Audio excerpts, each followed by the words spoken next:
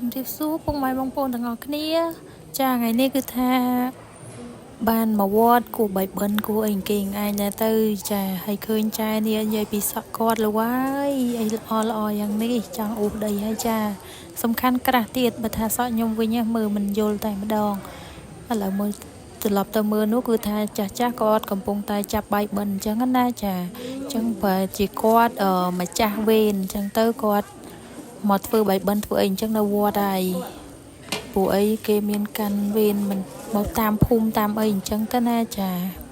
តែឃើញនេះដូចអត់ទៅមានចាស់គាត់មកសម្រានដែរទេព្រោះឃើញមនុស្សតិចដែរអញ្ចឹង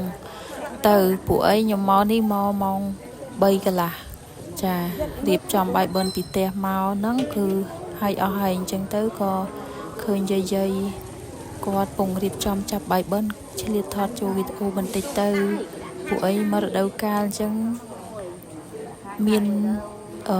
បានបងប្អូនដូចជា14ថ្ងៃណាដែលយើងចាប់បាយបិណ្ឌហ្នឹងហើយអញ្ចឹងទៅខ្ញុំឥឡូវក៏មិនសូវបានទៅវត្តចាប់បាយបិណ្ឌអីដែរទើបថ្ងៃហ្នឹងបិណ្ឌទី7ហើយទើបបានមកវត្តហ្នឹងឯងបងប្អូនហើយនេះគឺថាវត្តខាងវត្តតាពាំងភ្នៅបងប្អូនក៏ប៉ុតខ្ញុំនៅនេះទេប៉ុន្តែទៅផ្ទះយាយអញ្ចឹងទៅក៏ទៅចាប់បាយបិណ្ឌនៅនឹងដែរមកទៅចាហើយមានពូតបាយជាដុំនឹងឯងបងប្អូនបាយតណើបតែខ្ញុំឆ្ងល់ដែរថាមិនបាយបិណ្ឌ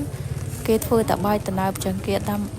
ក់បាយខ្សាយអីចឹងណាគេឆ្ងល់ដែរមិនដឹងថាម៉េចបានគេដាក់តែបាយតណើបដាក់បាយខ្សាយគាត់ថា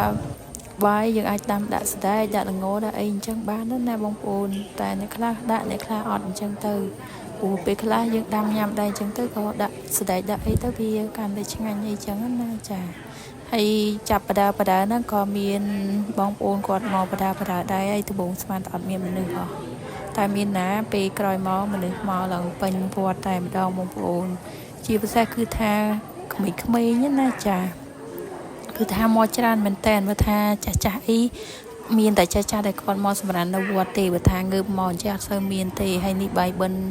ខ្ញុំដែលបានរៀបចំឲ្យតាំងពីផ្ទះមកហើយចាជិះតាមផ្លូវតំណែងរៀងដូចខុសត្រង់ត្រីអស់ហើយបងប្អូនចានិយាយទៅមកពីផ្ទះមានយាយមានអីក៏រៀបចំឲ្យអញ្ចឹងមានកន្ទូងមានមនុស្សស្លាអីគ្រប់គ្រាន់ហើយចាបើថាធ្វើខ្លួនឯងមកវិញទៅងើទឹកផ្លូវហើយចាហើយនេះបាយបិណ្ឌបងប្អូនផ្សេងអញ្ចឹងទៅមានការរៀបចំផ្សេងគ្នាការតុបតែងមានអីលម្អអញ្ចឹងទៅណាបងប្អូនចាហើយនេះគឺថានិយាយទៅថាក្មេងៗនៅនេះល្អណាបងប្អូនចាចេះងើបមកបោះបាយបិណ្ឌបោះអីនៅស្ទីលស្លាប់ហើយសំខាន់ណាចាគាត់ឆ្លៀតតែស្ទាយដាក់កាមេរ៉ាខ្ញុំទៀតហើយ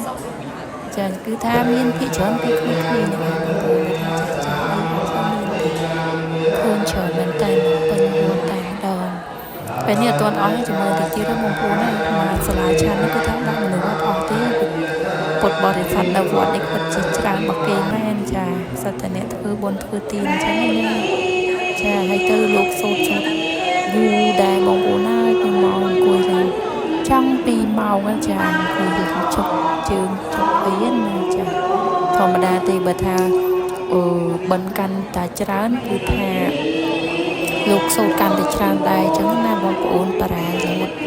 ដល់14ហើយ15ហើយអីហ្នឹងទៅបើយើងបិណ្ឌទីបានលោកសូត្រត្រឹមនឹងដល់ពេលនេះបិណ្ឌយើងច្រើនដែរអញ្ចឹងលោកសូត្រកាន់តែយូរដែរអញ្ចឹងណាបងប្អូនចា